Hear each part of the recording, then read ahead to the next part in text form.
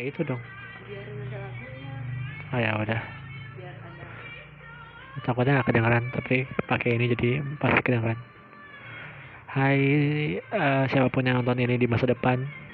eh Kan kalau kemarin-kemarin sempat bikin video tapi tentang dari perspektif pribadi ya, yang orang yang ngerasain dan terkena skizoafektif ini gitu. Nah sekarang saya pengen ngasih lihat pandangan orang lain yang secara eh, apa ya, kuantitasnya itu lebih banyak gitu bersama saya, dan yang kemarin saya ceritain juga. Ini orangnya namanya Mayang, dan coba kita lihat apa yang dia sebagai seorang yang awam pada awalnya, terus apa aja yang dia ngerasa perubahan dari saya semenjak pertama kali kena sampai sekarang udah rutin minum obat. Itu sih. Dari itu berarti dari pas awal tahu penyakitnya. Apa ya? Pokoknya dari awalnya tuh sebenarnya kalau misalnya dari orang deket tuh pasti udah aware ya, apalagi skill afektif itu kan sebenarnya udah aware kayak hal-hal yang biasanya tuh apa namanya, orang tuh bakalan kesel sedih sama situasi tertentu. Nah dia tuh sama sekali enggak gitu, malah kayak enggak, nggak apa-apa, ya udah jangan aja kayak gitu. Tapi apa ya, ada dampak gitu, kayak dari situ tuh dampaknya pas awal-awal tuh dia nge-push orang-orang gitu loh. Kayak kalau menurut saya pribadi itu lebih kayak apa ya, dia bener nge-push orang-orang nggak boleh ada di yang iya, dari semua orang, semua kontak keluarga, bahkan hampir semuanya itu diblok semua. Nah tapi apa ya, nyari nyari itu loh, nyari apa sih namanya, nyari sesuatu yang lain, maksudnya iya nyari pelariannya tuh, karena kan itu nggak nyaman ya, pasti nggak nyaman, tapi dia nyari pelarian lain gitu. Iya, iya kalau acara yang menurut saya pernah nonton beberapa acaranya Dokter Phil. Ada satu remaja di mana dia tuh ngalamin yang kayak worst banget, tapi tuh dia pelariannya ke yang lain gitu.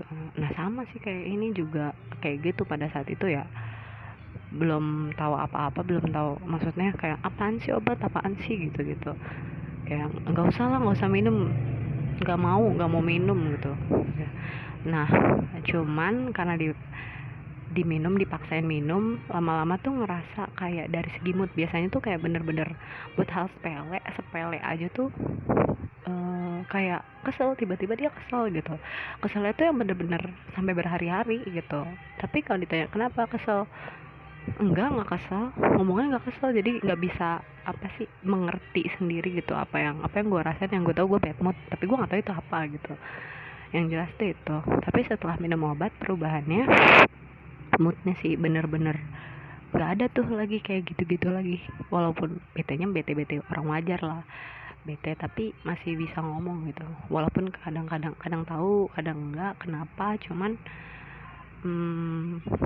sekarang tuh masih bisa dihandle gitu, masih bisa diomongin gitu. Dan itu nggak akan selama dulu mah bisa berhari-hari, berminggu-minggu gitu. Nah terus perubahan yang ketara banget, kalau dulu tuh lebih kayak apa ya, nyimpen semuanya tuh sendiri gitu, nyimpen semuanya sendiri. Apa namanya, ibaratnya tuh kayak dunia tuh berotasi di dia doang gitu, semua tuh tentang dia, masalah cuman ada masalah dia gitu dong.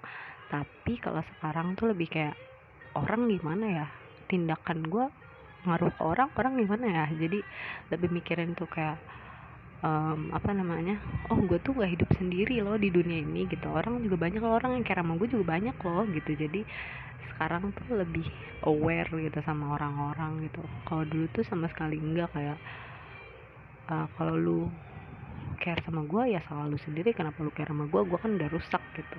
Kalau sekarang tuh kayak iya gue tahu mungkin gue rusak, tapi gue tahu kalau misalnya gue tuh bisa lebih baik gitu, gue bisa memperbaiki diri walaupun gue nggak tahu sampai mana gitu, tapi gue butuh orang-orang sekitar kayak gitu. Terus apalagi ya, yang kelihatan banget itu tuh banyak banget sih hal-hal sesederhana kayak bangun tidur. Itu kan hal sederhana ya. Dulu kan yang namanya dulu tuh sebelum minum obat, sebelum ke psikolog tuh jam 4 pagi tuh nggak bisa tidur. Dia tuh sampai nggak bisa tidur, nggak bener-bener kayak saya tuh sering banget tidur duluan, pasti sering selalu tidur duluan. Kadang tuh jam 5 baru kayak kadang bener-bener seharian nggak tidur dan masih bisa aktivitas gitu. Kalau sekarang tuh tidurnya kejaga lah karena obat itu, tapi bukan yang kayak itu obat jadi lemesin ya, enggak, cuman karena tidur kejaga jadi produktif. Dulu tuh mau nulis tapi kayak kayak nggak tahu gitu, kayak ada aja nih halangannya dikit-dikit, kayak sakit kepala lah, kayak bau darah tuh paling sering ngerasa tuh. Terus pokoknya sebelum berobat itu menurut saya yang paling parah itu waktu dia bilang dia dengar suara. Itu tuh kan udah masuknya itu udah kayak itu tuh nggak ada, iya halusinasi kan, itu nggak ada gitu, kayak itu tuh nggak ada, lu tuh nggak dengar gitu. Tapi dia kayak ngerasa yakin banget kalau dia tuh denger gitu. Kan kita juga bingung harus gimana dong, karena orang awam gak ngerti juga. Satu-satunya jalan ya lewat obat. Nah obat itu salah satunya bau darah. Dia tuh bener-bener yang makan ayam pengen muntah, gak mau makan berhari-hari, ya nggak sih, inget gak sih? Iya, tapi semenjak udah apa namanya rutin ya udah nggak ada bau itu tuh, nggak ada. Kalaupun emang, cuma kan sekarang masih progres ya. Nah ya dibilang sampai selesai finish ya belum, semuanya kan proses kan. Cuman kalau misalnya dibandingin dulu sama sekarang tuh bedanya tuh jauh banget. Kalau misalnya dari segi keluarga aja, dulu boro-boro mau nanya sama keluarga ya nggak sih, nanya-nanya apa gitu, mana mau. Kalau sekarang tuh udah bisa deket sama keluarga, iya bisa bercanda bahkan, cairkan suasana, bisa jail-jail sama saudara-saudara gitu kan.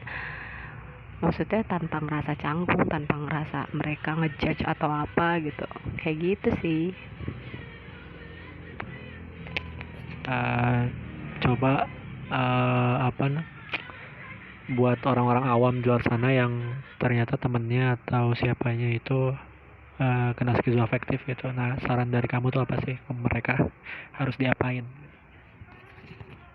Kalau misalnya mereka udah pernah didiagnosa beneran skizoafektif, yang pertama sih sarannya tuh olahraga, minum obat. Pertama tuh benar-benar harus minum obat, karena percaya apa enggak itu tuh benar-benar dia tuh ngatur mood kita gitu. Olahraga juga ngaruh. Jadi ibaratnya enggak ibarat sih, jadi emosi lu tuh harus keluar nih. Orang awam tuh kayak kita kesel kayak aduh gue kesel banget nih, ngeluh gitu. Tapi yang kebanyakan gak dilakuin sama orang-orang skizoafektif tuh, ketika saatnya ngeluh, ketika ada hal misalnya buruk nih, ketika hidup lu lagi nggak beruntung gitu, lu tuh nggak ngeluh gitu. Nah di situ tuh sesuatu ada yang kependam sama lo gitu, dan di situ yang makanya lo tuh mesti tetap harus ngeluarin emosi gitu. Emosinya terserah, kalau dia tuh nulis. Nah bisa jadi lo ke olahraga, atau mungkin lo ke bikin konten, atau kalau misalnya lo model kayak gue nih, gue cuman nonton itu tuh memperbaiki mood, atau itu tuh bikin tenang lah gitu, bikin situasi yang rileks. Sebisa mungkin jangan pokoknya hindarin hal-hal yang memperusak diri lo gitu, kayak obat-obatan, alkohol. Itu menurut gue bukan sesuatu yang sangat dianjurkan untuk lo deketin cuman buat ngilangin itu sih. Karena oke, itu mungkin menyenangkan, tapi mungkin itu sesaat doang gitu loh. Kayak ketika ada satu titik di mana lo bakal pengen sembuh, di situ badan lo tuh udah banyak terkontaminasi gitu loh, kalau menurut gue sih gitu. Kalau dari kalau kalau misalnya lo semua punya temen atau orang dekat atau siapapun yang dia tuh care sama lu, jangan pernah ngejauhin diri dari mereka, lu berusaha untuk deketin. Kalau menurut gue kadang tuh kalau jadi support system kita tuh nggak tahu gitu harus gimana gitu, harus nge-treatment orang gimana. Kadang kita cuma bisa ngomong sabar ya sabar, tapi mereka tuh nggak butuh itu gitu. Ya yang harus dilakuin adalah dengerin terus tanya lebih kayak gimana perasaannya, gimana hari ini gitu, lebih kayak gitu sih, karena pasti mereka butuh supaya supaya mereka tuh tahu gitu apa yang dirasain gitu. Jadi harus tetap semangatin aja terus, tapi bukan yang semangat ya yang gak kayak gitu, cuman ya harus lebih care gitu. Udah. Oke, kalau ada yang mau nanya ya tinggal tanya aja kayak ke bawah di komentar, ntar kita tanggepin. Terus buat kamu yang menjadi support system saat ini ya tetap semangat walaupun berat, tapi pasti ada jalan buat teman kamu. Dadah.